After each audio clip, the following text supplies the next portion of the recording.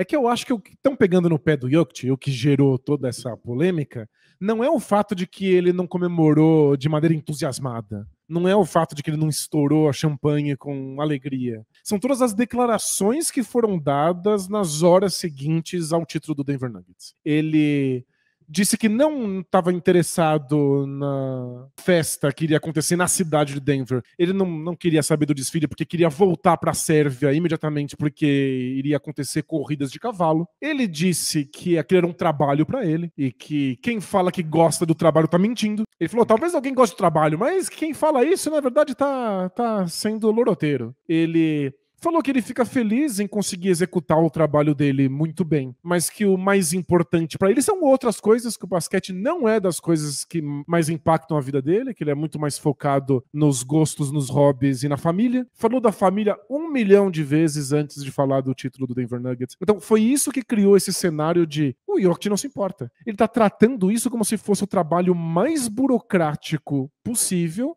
enquanto os torcedores estão emocionados, chorando, gritando, reagindo. Não só os torcedores, o Jamal Murray caiu no choro depois do jogo, e o Aaron Gordon tava sem camisa na rua. Tá todo mundo lidando como se fosse o maior acontecimento das vidas deles, e o Jokic ele falou, literalmente, esse aqui é só o meu trabalho. É legal que eu seja bom no que eu faço, mas isso é só uma coisa que eu sou bom. Eu sou mais apaixonado por outras coisas. Eu acho que isso é verdadeiramente chocante. E a gente teve já conversa sobre isso, como a gente fica impactado como pessoas que gostam de esporte, quando alguém parece não dar a mesma importância que a gente. Vira uma ofensa assim mortal, que é a questão de torcedor de futebol que fica bravo quando perde o título e o cara sai pra jantar à noite. Como assim? Eu tô aqui angustiado e você vai viver sua vida normal? O time nessa situação e o cara jantando. Pois é. Claro que essa é uma situação de exagero, os torcedores são tudo maluco, mas às vezes acontece. Faz você perceber que é só um jogo. E você fica, pô, como assim? Eu tô aqui emocionado e você vem me falar que não é tão importante assim. Mas acho que na questão do Jokic, o mais importante é esquecer essas frases e pega aquela imagem do pedido de tempo no quarto período do jogo 5, onde o Nuggets tinha cometido uns 5 turnovers seguidos e o Heat 6, que tava um caos, o jogo todo mundo muito nervoso, e o Jokic tá enfurecido e começa a gritar e fala, não sei o que ele falou. Não sei se ele tava dando bronca, do tipo, gente, foco, ou se ele tava motivando, mas assim, o nível de engajamento dele. Pega a imagem dele no jogo anterior, quando ele tava no banco, e o Bruce Brown acerta a bola de 3, como ele vibra e taca a toalha no chão. Ele nunca parece desengajado durante o jogo. Ele tá louco pra ganhar aquele negócio. Ele tá dedicando a vida dele pra aquilo. Sem dúvida. Mas é que assim que acaba, ele tá feliz, não que ele ganhou o título. Ele tá feliz que ele vai poder voltar pra casa. Ele só quer voltar pra casa no fim do dia de trabalho. A coisa mais legal é que essas duas maneiras de encarar o esporte convivem juntas. Do tipo, tá acontecendo o jogo e ele tá lá, vermelho, porque ele precisa ganhar aquilo. E quando acaba é tipo, boa, ganhei. Acabou. Cadê minha filha? Dá pra mesma pessoa agir das duas formas. Não é comum, mas tá aí o Jokic. E não é comum, e embora eu ache extremamente saudável, e a gente tem que repensar essa relação aí na nossa sociedade, eu entendo o motivo de ser incômodo para muitas pessoas. Porque o esporte, o jogo em geral, por definição, ele é frágil. Quando a gente tá jogando qualquer coisa, incluindo as coisas esportivas, a gente está brincando de faz de conta. A gente está coletivamente se convencendo de que momentaneamente uma coisa totalmente desimportante é importante. Não faz nenhum sentido, não tem nenhuma alteração prática nas nossas vidas acertar uma bola num aro exageradamente alto. Não faz qualquer diferença. Não ajuda a gente a comer, a beber, a dormir, a procriar, a construir uma sociedade saudável. É uma brincadeira. A gente inventou isso, uma coisa completamente abstrata, e aí coletivamente a gente consegue se engajar e fingir que isso é importante por alguns instantes. E fingir, brincar de faz de conta, é uma coisa extremamente frágil. É uma coisa muito instável.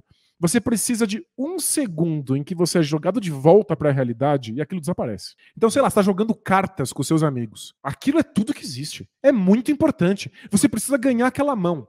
Se por um segundo você lembra que você tem uma dívida que você precisa pagar, ou que a sua mãe está doente, que está preocupado com a saúde dela e o futuro dela, o jogo desaparece completamente. Aquilo parece a coisa mais ridícula, besta, banal, a maior perda de tempo do mundo. E aí você tem que chacoalhar a cabeça. Você tava a instantes de tacar a carta na testa do cara do seu lado e gritar com toda a sua força e de repente por que eu tô fazendo isso mesmo? Que bobagem é essa quando você lembra que existe a vida e que a vida é muito mais importante?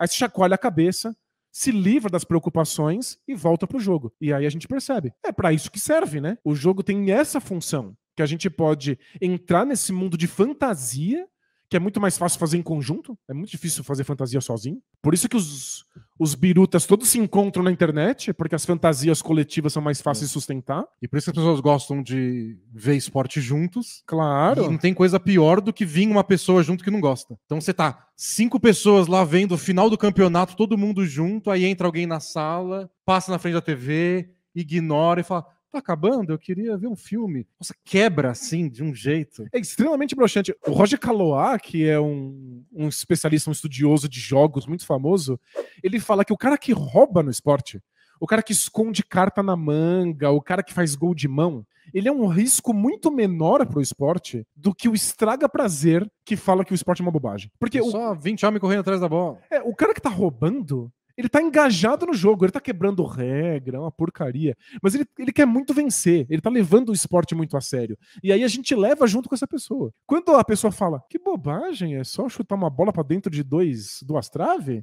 É só jogar uma bola num troço muito alto? E na escola, quando a gente tava jogando bola, adrenalina lá em cima, e uma das pessoas queria sair do time porque passou a menina lá atrás. Isso. Quando eu vou lá falar com ela, você precisa de um jogador aqui, você não vai ficar um a menos? Não tem nada mais broxante do que você tá tentando jogar futebol, tentando fazer um gol, e aí o goleiro decide que ele não vai mais defender. Aí você faz um gol e ele não tem valor nenhum, porque a pessoa não se importa. O gol só... Me mandaram ser goleiro, cruza os braços. Exato. O gol, ele só tem valor, ele só é digno de mérito se a pessoa que tomou o gol dá tanta importância quanto você que fez. Se ninguém se importa, não é você que vai se importar sozinho. Vide All-Star Game. Pois é. Que o Jokic não se importa. Que é toda a tentativa que a gente tem no All-Star Game da NBA de fazer com que os dois lados se importem. Porque se um lado não se importa, o outro lado não se importa também. Por isso que esportes e jogos são construções coletivas. É muito mais fácil participar dessa fantasia juntos. E quando alguém nessa fantasia te lembra que isso é uma bobagem, que isso é um trabalho, que isso é um faz de conta, o nosso encantamento fica bem estremecido. Você tem que ser bem forte para conseguir se encantar com um título quando o jogador que ganhou o título não se importa com ele. Então eu entendo que é digno de incômodo para vários torcedores. Por outro lado, tem um monte de gente celebrando, você pode celebrar com elas. É que o que eu interpreto ele se importa sim, e ele tá muito feliz, mas isso também é uma reação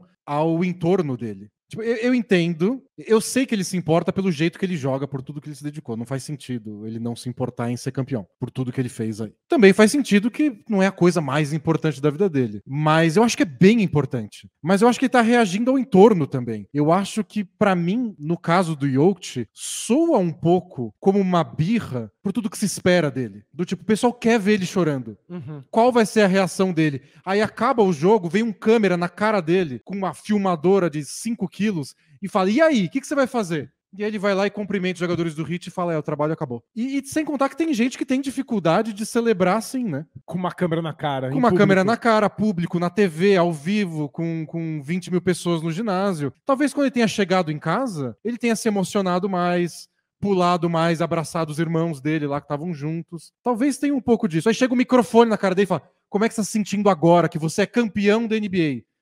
Eu acho que eu responderia a mesma coisa. Não, pode até ser. Só, tipo, vocês estão tão chatos com isso. E aí você soma o personagem que ele criou nos últimos anos. Não um personagem mentalmente, ele foi lá e falou, eu vou fingir que eu sou assim. É o personagem que a gente cria na escola, no trabalho. Não, claro, não é que ele escreveu esse personagem, é o jeito que ele foi aos poucos reagindo às coisas e mostrando ao mundo. E na NBA você meio que cria um personagem, porque estão contando histórias de você. Você, se é uma estrela da NBA, como o caso do Jokic, estão te entrevistando todo dia. Então... E como a gente ficava no nosso tempo de adolescente na escola, a gente fica refém do personagem. Você não pode se comportar de uma maneira um dia e no dia seguinte você decidir que não, você não vai mais ser assim, você não vai mais reagir dessa maneira. E ele já deixou claro, o Jokic, como ele não tá nessa vibe da NBA de sou uma estrela, tudo sobre mim, quero dar 1000 Ele entrevistas. detesta isso, ele falou no meio da entrevista dizendo que ele queria voltar pra casa. Ele falou, não, eu entendo que é uma grande conquista, mas não pra mim. Uma grande conquista pra todos nós. Então são anos em que ele é uma estrela da NBA e o pessoal fica entrevistando, e aí, mas como é que é ser o melhor de todos? E essa visão de jogo? E ele virou esse cara que fala, tá bom, pra mim não importa, pra mim tudo bem, eu só quero fazer o melhor pro meu time. Então, depois de anos respondendo isso, eu acho difícil ele ver o microfone na cara e falar, tô muito emocionado, realizei meu sonho.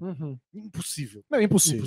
Talvez ele seja agora refém do próprio personagem. Eu considero também que possa estar acontecendo aí uma contradição que é normal ao capitalismo. Que é, todas as coisas foram transformadas em emprego. Você não pode fazer uma coisa só porque você ama ela. O esporte que esse faz de conta que a gente faz juntos tem que ser trabalho para alguém, tem que virar ganha-pão. Existe a possibilidade de que o Jokic não esteja realmente feliz em ser campeão e que esse não seja o sonho dele. Vide Kevin Durant. Ele falou abertamente que ele achou que a vida dele ia mudar quando ele fosse campeão e falou, quer saber? Tô infeliz igual. Pois existe a chance de que pro Jokic isso realmente seja só um trabalho. E que calhou de que ele seja muito bom nisso e que ele tenha o prazer normal que a gente tem em executar muito bem uma função trabalhística. Talvez seja só isso. Ele seja um proletário que gosta de fazer em algum grau aquilo que ele faz, mas que prefira as férias. O que também não é crime nenhum. É que na NBA você diminui suas férias, estende o horário de trabalho, quanto mais jogos você ganha. Então não faz sentido ele ser campeão. Então, mas é que justamente talvez seja esse o incômodo. Que ele goste de jogar basquete, que ele goste do trabalho que ele tem, que ele compare com os outros empregos e entenda que dentro das opções essa é a melhor opção possível, mas sinta a falta de poder ficar com a família dele, de poder ficar na Sérvia, que essa é uma coisa que as pessoas também não entendem. O cara tá fora de casa, né? O ano inteiro. Ele sente falta da Sérvia, ele gosta do país dele, ele Deve gosta ter os pão de queijo deles lá. A gente sente falta de pão de queijo e deve sentir falta de outra coisa. Gente, a gente viajou lá pra assistir jogo em New Orleans, Houston, San Antonio, eu ia enlouquecer se você não ficasse mais uma semana sem pão de queijo.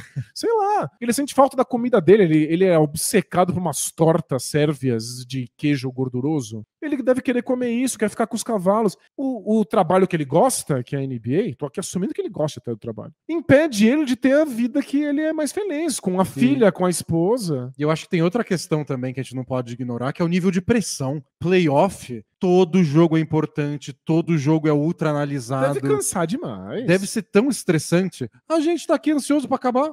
A gente gosta. É o melhor trabalho do mundo, o nosso trabalho. E a gente não vê a hora de tirar férias. Mas chegando no fim das finais, assim, é tipo, Denver, se você quiser acabar hoje, eu não vou reclamar. Porque a gente fica exausto também. Então eu imagino o Jokic assim também, quando ele disse a resposta do putz, o desfile é quinto, eu queria ir pra casa. É do tipo, vamos ser campeão. Vamos ser campeão, a gente lutou pra isso. Falta pouco, vamos lá. E é uma série de playoff. Outra, mais uma, tamo perto, ganhamos.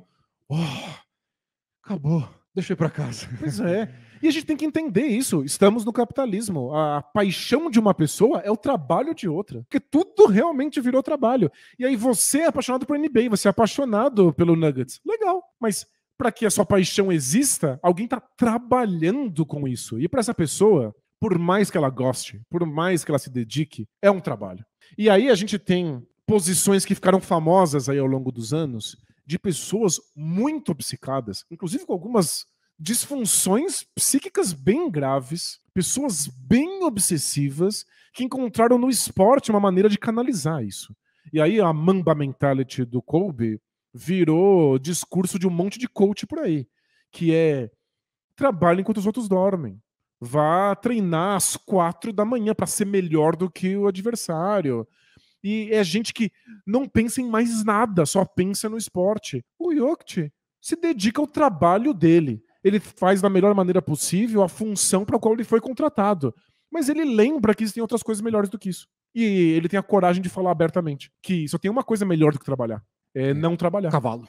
Não trabalhar. Ao lado de cavalo. É estar de férias, é ter hobby. Ser empregado é muito ruim, mas é que ser desempregado é pior. E o Jokic lembrou a gente disso. Nem todo mundo precisa ser obsessivo e achar que o esporte é a única coisa que existe no planeta. O Jokic prefere estar com a família. E isso não quer dizer que ele não se dedique ao trabalho. Ele é um excelente funcionário.